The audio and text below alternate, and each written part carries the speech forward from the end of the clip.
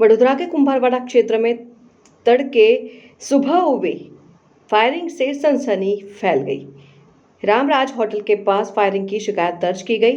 घटना सुबह करीब 3:30 पर होने का दावा किया गया है।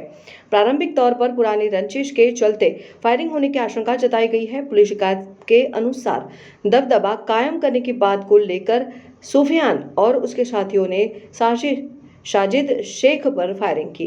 पुलिस की प्रारंभिक जांच में व्यक्तिगत दुश्मनी का मामला सामने आया है।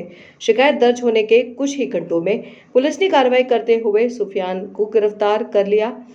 पुलिस ने कुछ संदिग्ध लोगों को भी हिरासत में लिया है और पूरे मामले में आगे की जांच जारी है।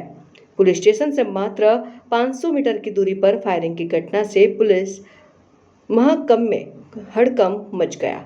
फायरिंग में इस्तेमाल हथियार कहां से आया, यह जांच का विषय बना हुआ है।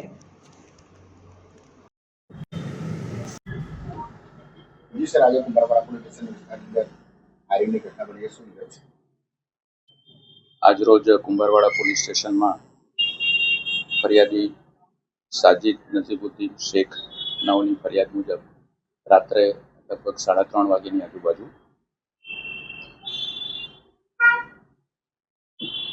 કુંભારવાડા રામરાજ હોટલની નીચેના ઢાળમાં ખાંચામાં એક ફાયરિંગની ઘટના બનેલ, જેમાં ફરિયાદીએ જણાવેલ કે સુફિયાન સિકંદર ખાન પઠાણ અને તેના અન્ય સાથીઓએ ફરિયાદી ઉપર ફાયરિંગ કરેલ।